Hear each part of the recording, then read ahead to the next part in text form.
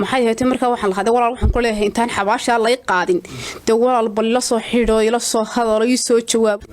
walaal waxaan leeyahay in WhatsApp iyo Facebook gaba in badan baan kala hadlay ma fariin uga diray ama cod baa uga duubay marka waxaan leeyahay walaalo de duubeeg fariimaha hadaad maqlaysid ma yarkaysid de walaal ii soo jawaab ayaan ku leeyahay fariimaha ba iga soo jawaab. Assalaamu alaykum warahmatullahi wabarakatuh wa jalki mudan xuseen in badan baan ku kala maqnayn caalamka iyo daafaha adduunyada la isku soo noqay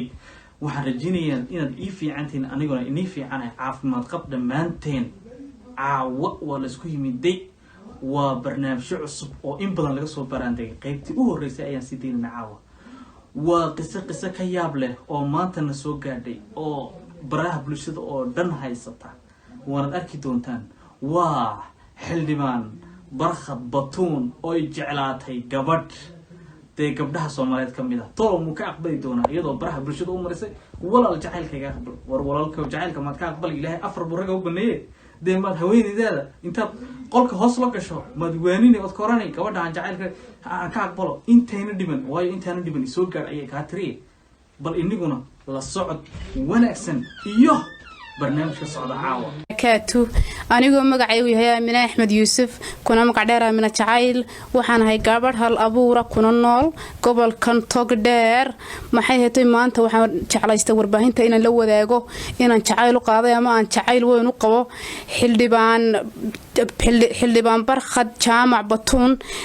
xildhibaanka golaha wakiilada ee Soomaaliland waxaan ku jeclaaday sida runtii maxay heetay astaamihii aan ragga ku xulan lahaay oo dhan ayuu ninkaasi leeyahay maxay heetay horta markaa nin dheer qurux badan ma sha Allah oo waxaan ku leeyahay nimanka dheer oo dhan ka helayo jecelahay maxay heetay marka labaad waxaan ku jeclaaday in hawlkarnimadiisa marka saddexaad aftahankiisa oo aan hadal ninka laga helin de marka jacaylkaan qoom soo koobi karo aan leeyahay maanta way aaminay adbad maasante xilma dareenka jacayl dhabta u qaaday Barkhad xildhibaanka golaha wakiilada Soomaaliland Barkhad Jaamac Batuun walaalow in Barkhad Jaamac Batuun waxaan jacaylka weyn u qaaday maalintuu dooda wada galeen kulmiye afayeenka xisbiga kulmiye maalinta dareenka jacayl dhabta u qaaday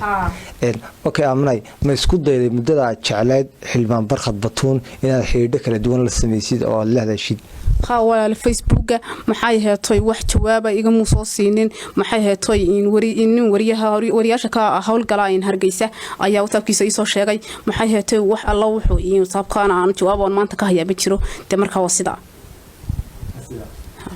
adbad maasanta maxaa halkan fariin oo marinaysa haddii xildhibaan Barkhad Batuun ku daawanayo walaal waxaan walaalkan marinayaa maxay heetay de horta jacaylku waa wax jira waa ka adduunkuna ku soo dhaqan yahay kuna dhisan yahay maxay haytay de waa ogtahay dad badan baa jacayl u dhintay de boodhar iyo malaade taariikhda way ku qoran yihiin de Leeyla iyo Qaysiyo maxay haytay marka waxaan lahaday walaal waxaan ku leeyahay intaan xabaasha la qaadin de walaal bal la soo xidho ila soo hadalo ii soo jawaab walaal waxaan leeyahay in WhatsApp iyo Facebook gaba in badan baan kala hadlay ma fariin uga diray ama cod baa uga duubay marka waxaan leeyahay walaalo de duubeeg fariimaha hadaad maqlaysid ma yarkaysid de walaal ii soo jawaab ayaan ku leeyahay fariimaha ba iga soo jawaab walaal marka waxaan ku leeyahay Jamal Caafiyo waxaan ku leeyahay sawiraanta Barkhad Batuun waa inta kaliya tayu helka habeenka ku seexdo subaxaan ku soo tooso saaka subax wax kale ma eego sawiradiisa sanadka la noolahay waa ku noolahayba yaan helka aan ka dhigtaba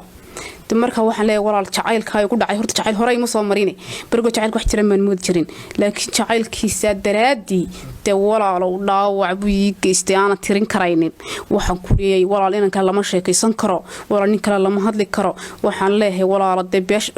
wixii warbaahinaya inta u gudbay intii aragtaba intii de isku dhow yihiin bay inanka la ila hadlo sida ugu dhaqsiya badan la war kale gaarsi hadduu ii soo jawaabi waayo Amina hal abuurad baati ku nool gobolka Togdheer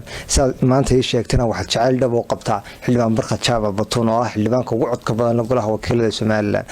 isku dayna jacaylkaaga dareen ahaan aad sugan ku cabirto aad iyo aad baan walaal taa ugu leeyahay de marka waxaan leeyahay xildhibaankii qaranka